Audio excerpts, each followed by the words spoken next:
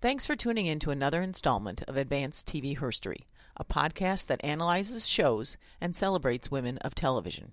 Thousands of comedies, variety shows, and dramas have aired, yet the presence of strong women, both in front of and behind the camera, is often a story untold. Well, Advanced TV Herstory begs to differ. There's so much more, and it's worth telling and retelling. Sometimes shows offer great leadership lessons, or are so timeless in their writing that people say the series has aged well. We'll explore those shows further. We'll revisit moments in TV where women broke records, exceeded expectations, or put their careers on the line.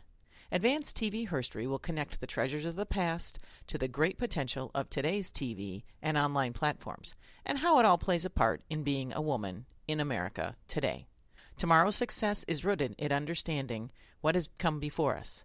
So gear up for a little storytelling and fun, sociology, fashion, economics, or strategy. It's all here in Advanced TV Herstory. I'm your host, Cynthia Bemis Abrams. Our topic today draws upon the sparsely populated archive of U.S. First Ladies on television. It's only been a recent trend for Michelle Obama or Laura Bush to appear on TV talk shows. And yes, the news has always covered First Ladies, but it's usually been in conjunction with their official duties or travels. Two First Ladies stand out with television presence. They rise taller than their peers, and I'll explain why, and they leave a lasting impression which I hope you will find not only inspirational, but also it piques your curiosity for further study.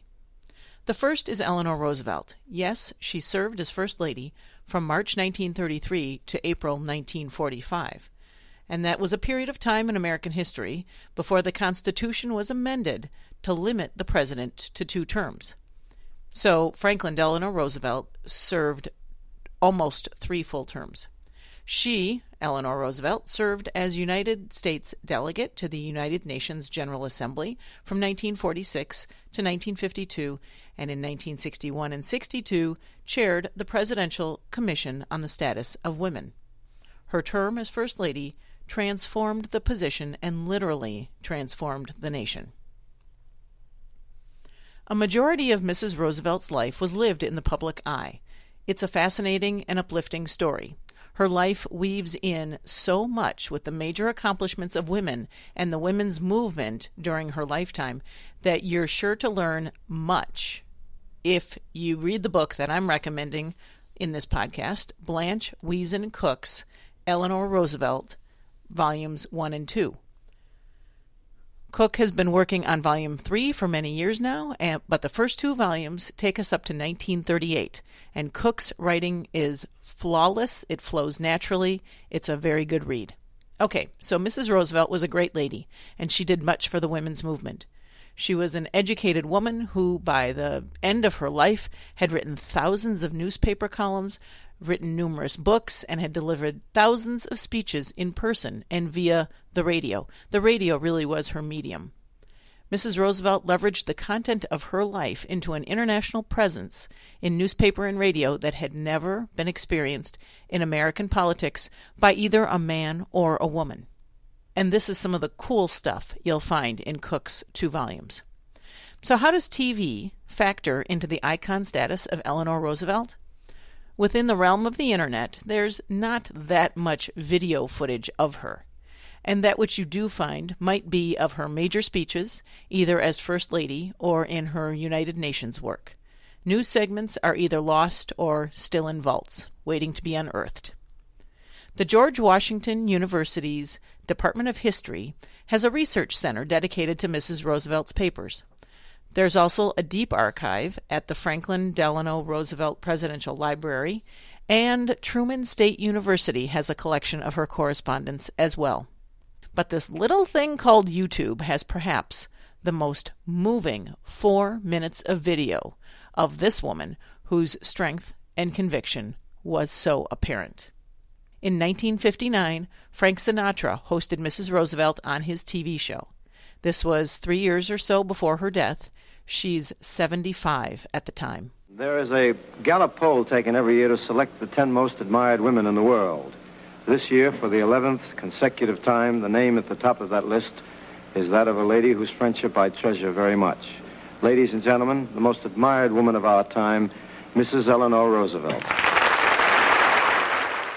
Yes, even at the age of 75, this woman remained at the forefront of American consciousness. She had earned all her stripes from a lifetime of public service, and there just weren't that many other women with whom to compare her. So in 1959, Frank had just released a song that would become one of his standards, High Hopes, and that song was adopted early the following year in 1960 by the John Kennedy for President campaign. In fact, some would say that the song was written for the Kennedy campaign. And that was back when songs were developed for campaigns. Now campaigns just try to glom onto a work more famous than the person who is seeking office and hope, usually unsuccessfully, that those who hold the copyrights won't notice. In a heavily scripted segment, this can be seen on YouTube, Frank teases her in the direction of her philosophy or value or observation of the power of hope. Well then, if you had 1 minute to leave one word with, say, 25 million people, what would that word be? That one word would be hope. Just hope? Yes, it's the most neglected word in our language. This is the part of the little 4-minute segment, preserved now on the internet forever, where we get the sense that yes, this is a political ploy for JFK via his good friend Frank, but also that these were her words. Did you think I could do that would be entertaining? Just what you're doing now. I don't quite understand you. You mean this is it? Yep. Oh, Mr. Sinatra, are you feeling well? Yes, I'm weller than you might think. But you can't call this entertainment. Well, you call it what you will. All I know is that any room is a better place for having had you in it. You should try for the diplomatic corps. Now come, Frank. There must be something I can contribute to the evening. All right, let me see. Mrs. Roosevelt, you are a woman who has traveled more extensively than anyone we know. And I'm sure that you've been face to face with troubled people in every corner of the globe. Isn't that so? Yes, I suppose so. That's because my interest in people and the dignity of the individual seems more important to me than material things. No question. Okay, these were her words, and she reads them on cue cards. And remember, she was 75. But when you heard this personal, thoughtful message straight from one of America's most famous, accomplished, respected women, aren't you just a bit uplifted? Yet without hope, there can be no solution to any of mankind's troubles. I think you put it so nicely in that song. You mean High Hopes? Why, that's a song for children. Well, maybe we grown-ups would do well sometimes to think as simply and directly as children. You know, I read a great deal to children and love it. This is the part where understanding Eleanor Roosevelt's background comes in handy. To understand her schooling, the stature that her height, she was 6 feet tall, brought her coal mine visits, to be the ears and the eyes of the president who could not get around the country the way she could, her very strength. Let's see.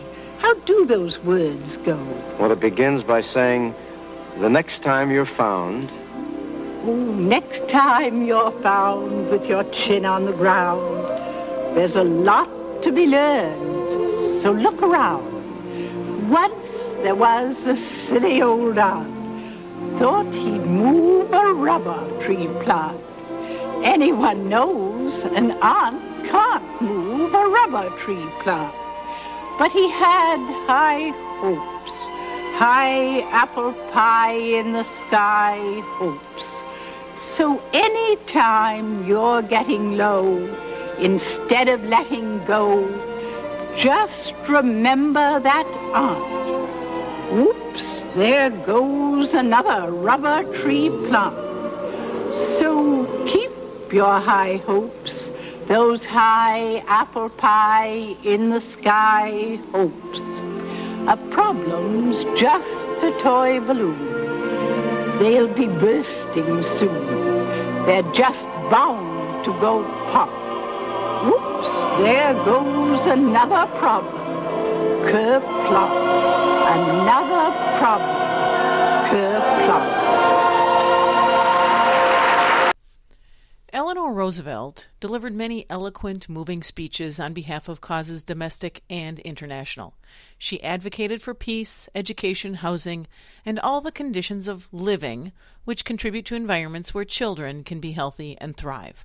Those speeches are available in audio and even a few on video format, but they were recorded not necessarily for TV.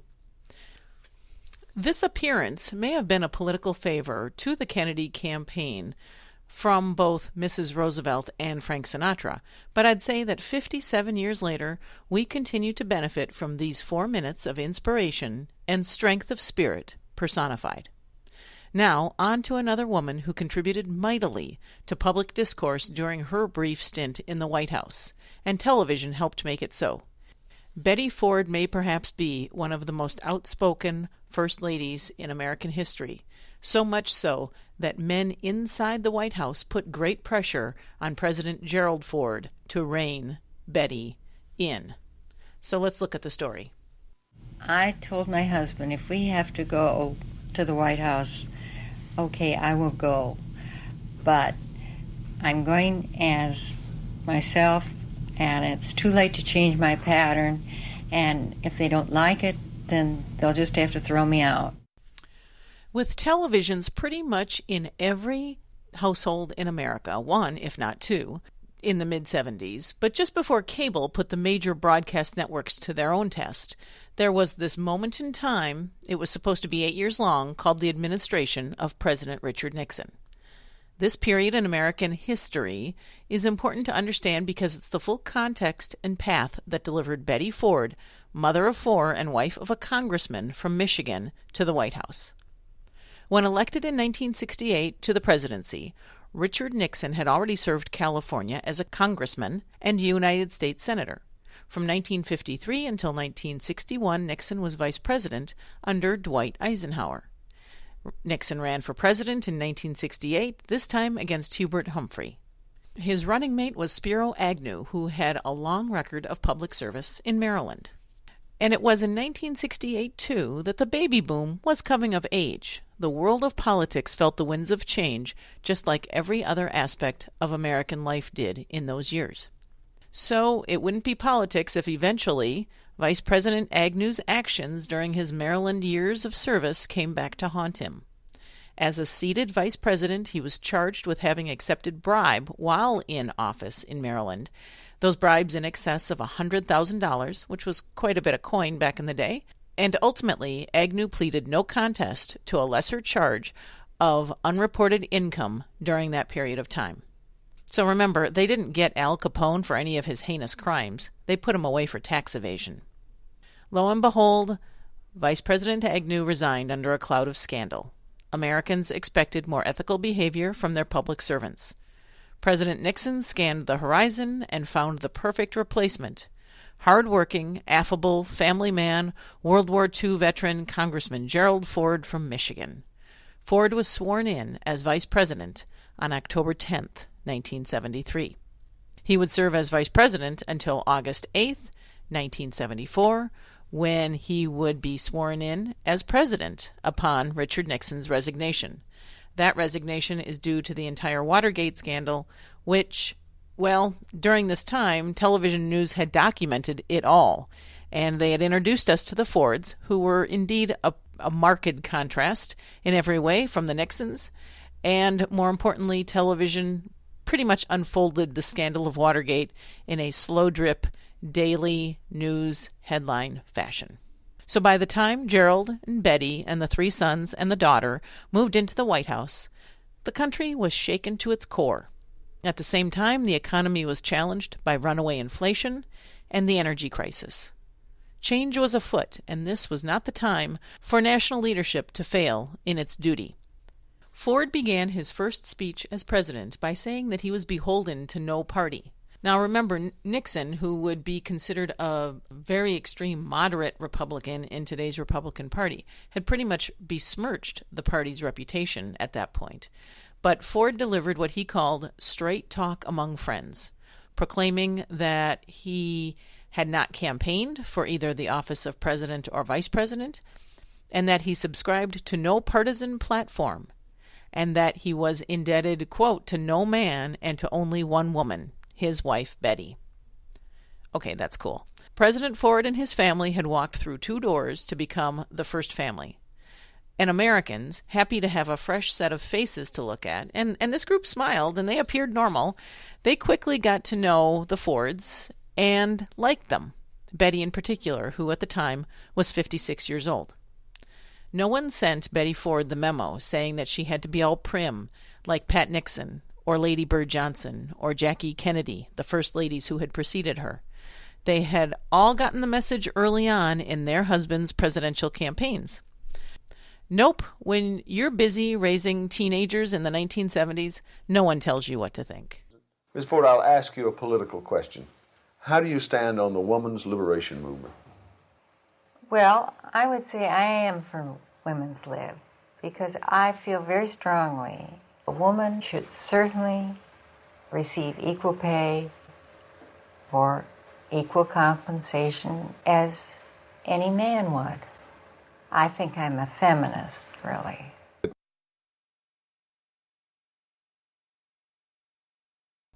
So again, just like with the rare video of Mrs. Roosevelt, there's not a ton out there on the internet that we can see Betty Ford. The following are short audio clips derived mainly from TV news and interviews. They are almost exclusively found in a longer biographical profile that was produced by PBS upon Mrs. Ford's passing in 2011. I'd call it must-see YouTube for you and every woman in your life, old and young. So while the selections may not hold great quantity, they hold incredible quality. Betty Ford was a force, and over time quickly became comfortable with stating her own opinion. CBS's 60 Minutes aired an interview in 1975, and it was conducted by Morley Safer.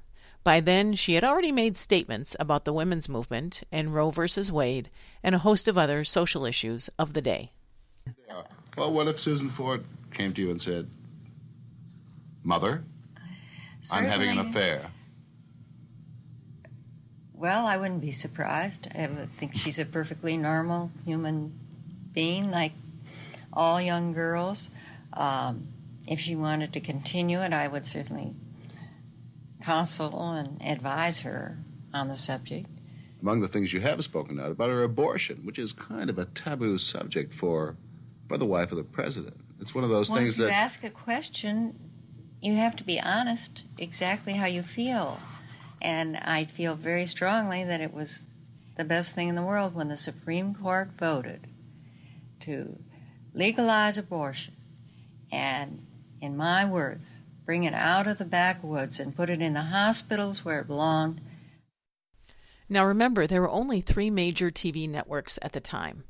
Needless to say, hip Mrs. Ford quickly faced public opinion that didn't necessarily agree with her.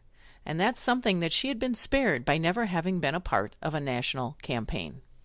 Betty Ford's comments about premarital sex have stirred up reaction from London to Manila. You know, I don't think Mrs. Ford is encouraging immorality, but I certainly think she struck a blow for poor taste. Well, down in Dallas, the pastor of the First Baptist Church said he was aghast at such a gutter type of mentality. But this was a woman who wasn't going to back down. She and the president had been together too long. They had arrived at the White House as themselves and only saw a nation that clamored for candor and truth. New White House with a First Lady who was talking about women's rights. As my husband occasionally makes a remark when I discuss equal rights, equal opportunity, we kid about it, and I often say, well, I can remember well, there was a time when we couldn't even vote, so... Again, please view the PBS Chronicle of Betty Ford's life or read any of her memoirs. This clip from the PBS show is from an interview with the Fords' only daughter, Susan, who was 17 when the Fords became first family. I do not believe that being First Lady should prevent me from expressing my ideas. I think the biggest change I saw in Mother when she became First Lady was more of a fact of she had a podium to stand on. Early detection is the secret. The voice was always there. The opinion was always there. But she had, I guess, more of an audience. Within the world of TV exposure of First Ladies, Betty Ford hit a high mark that probably wasn't matched again until Hillary Rodham Clinton became a high-profile policy expert on health care reform during the first Clinton term. Prior to Betty's candid interviews, America had heard and seen little of Pat, Lady Bird, and Jackie. It was all a lot of window dressing and formality. But Watergate changed all that. News organizations, both print and TV, embarked on even greater investigative reporting. There was a clarion call for transparency that took on a whole new tone when it was reported that Mrs. Ford had been diagnosed with breast cancer. This wasn't something the president could or should hide from the public. It was a time when disease and medical details simply weren't discussed openly by anyone, let alone a husband talking about his wife's condition or the nation's leader talking about the First Ladies. Unusual to be public about it, but because my husband, when he was sworn in, had made it very clear there would be no cover-up. Our family all agreed that he should tell them exactly what I was going for surgery and the outcome of it. The day of the First Lady's surgery, the president addressed an economic conference. Just one personal note, if I might. I just returned from the hospital where I saw Betty as she came from the operating room. Dr. Lukash has assured me that she came through the operation all right. President Ford's open display of emotion and affection. It is said that Betty Ford's public battle with cancer, which she won and lived to be a very long 93 years old, caused the widespread education about mammograms as the way to detect breast cancer in its earliest stages. At the time, breast cancer was the leading cause of death for middle-aged women, and mammogram technology was still considered relatively new. In just being Betty Ford, she did what advertising and public service announcements couldn't do. She called upon women to take responsibility for their health care by getting mammograms. And through this chapter of the Ford administration, Betty's approval ratings skyrocketed. So there she was, a feminist voice, in the form of a mature woman within the establishment, whom most Americans liked. The Fords, as the breath of fresh air, met the rigors of the 1976 presidential campaign trail. Even Betty's appearance on a January 1976 Mary Tyler Moore Show episode couldn't shore up the lingering scent of Watergate and President Ford's pardon of President Nixon and the tough sledding of high gas prices and inflation and high interest rates. So here, for a bit of context, is a little bit more about the Mary Tyler Moore Show episode. Lou and Mary are in Washington, D.C. for a journalists' conference. Mary has a date with a low-ranking congressman. Lou opts to have a few old friends over to his hotel room, and he goes on to tell Mary that when she returns from her date, that his old friends were, Hubert Humphrey, that is, and his good friend John Glenn. And, Eric Severide was there, and Ethel Kennedy, who was driven home by the Fords. Now, Mare is not believing one word of this until the hotel phone rings. Hello. Oh. Hello, Betty. It's Mrs. Ford, the president's wife. Huh? Oh, sure. Mary, would you look in that chair over there and see if there's a pipe? It's the president's favorite pipe, and he thinks it might have fallen out of his pocket.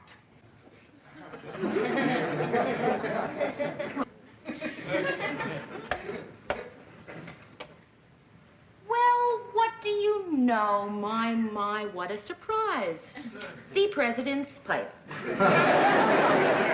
Yeah, Betty, yeah. Mary found it. That's right. That's the girl I was telling you about. Huh? Oh, sure. Hold on.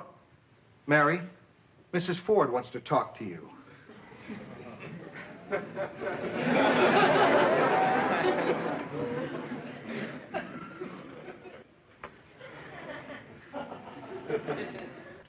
Hello? Hello, Mary.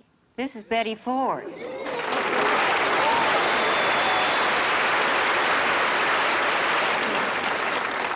Hi, Betty. This is Mary, Queen of Scots. That's TV Herstory right here, folks. This was surely one of the first appearances of a First Lady on a TV show that wasn't the news or a White House production.